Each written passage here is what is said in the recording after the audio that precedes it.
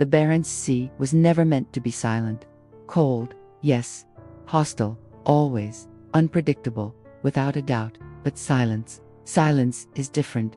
Silence means you're too late. It means the ocean has already made its decision. On a gray August morning in the year 2000, as the Norwegian rescue vessel Seaway Eagle drifted above the final resting place of the Russian submarine K-141 Kursk, a diver named Vidar Skogli understood that silence in the water isn't emptiness, it's the truth. And he was about to face it. The call that came was one no diver ever wants. The Kursk had vanished 2 days earlier. 2 massive explosions had torn through the submarine the second, so violent it cracked the seafloor and shook seismic sensors across Europe. Russian ships searched desperately, but time slipped away, and political pressure mounted. Only when hope was already fading did the Russian Navy finally request international help. Norway responded immediately. Their commercial deep-sea divers were among the best in the world, trained to work on oil platforms in the brutal North Sea, in depths and temperatures few humans ever experienced. Vidar Skogli was one of them, quiet, precise, unshaken by pressure or darkness. He'd repaired pipelines in pitch-black conditions. He'd worked inside the skeletons of oil rigs while storms tore at the surface above. He had hung suspended in cold, dark voids where a single mistake meant disappearing forever. But this mission was different. They weren't descending for machinery. They were descending for men.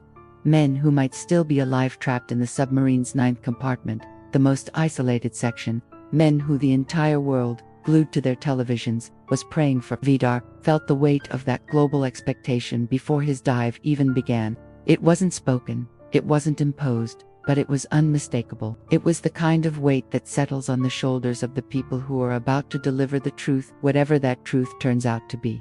The descent began. The Barents Sea swallows light the way fire swallows air. At the surface, the water is a dark, moody blue. 10 meters down, it turns black. At 20 meters, there is no up or down, no reference, no horizon, only crushing pressure. Vidar descended slowly, guided by a lifeline connected to the ship. 23 meters isn't deep by commercial diving standards.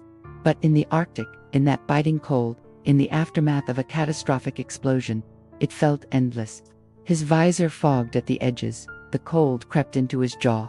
The pressure wrapped around his ribs like invisible straps being tightened by careful, deliberate hands. He kept his breathing slow, measured, predictable. Above him, his team monitored every inhale, every exhale, every tiny shift in tension on the line. And below him waited the Kursk. It appeared out of the darkness like a fallen monument, a steel giant resting unnaturally on the seabed, tilted slightly, scarred and torn along its hull. Even from a distance, Vidar could feel its presence, a symbol of immense power, now reduced to absolute stillness. He reached the hull and placed his gloved hand on the cold surface. The metal was unyielding, lifeless. In that moment, Vidar became the first human to touch the Kursk since the explosion. Not a Russian admiral, not a government official, not a rescue commander, a Norwegian diver, alone in the darkness. He knocked on the steel. 3 deliberate strikes. Not because he truly believed sailors could still respond. The physics, the time, the pressure, all argued otherwise, but because procedure demanded it, because you follow protocol, even when hope is microscopic, because sometimes the last kindness you can offer the dead is certainty. There was no answer, only the immense pressure of the sea pressing back. The Russian Navy had told the Norwegians where to look, the rescue hatch to the 9th compartment. This was the section where a handful of sailors were believed to have fled after the initial explosions. If anyone had survived long enough, they would be behind that hatch. Vidar moved along the hull, his gloves tracing over dense tears in the paint, and deep gouges carved by the shockwave. Every mark told the same story. Violence, sudden and overwhelming. When he reached the hatch, he paused. It was damaged, bent inward like a crushed bottle cap. Its locking ring was twisted, partly jammed by the sheer force of the blast. Vidar checked the instruments on his suit. Pressure stable, temperature falling, tether secure. He opened his toolkit and started working. Underwater, time stretches and warps. Movements become slow and deliberate. Thoughts become methodical. You don't allow emotion into the suit. There just isn't room for it between the oxygen and the pressure. Vidar focused on torque, on angles, on force, metal against metal. He wasn't thinking of the news cameras, or the officials waiting for updates, or the speculation circling the globe. He was thinking of physics, procedure, possibility. He was thinking that if against all odds, someone had found an air pocket, this hatch would be their wall between life and death.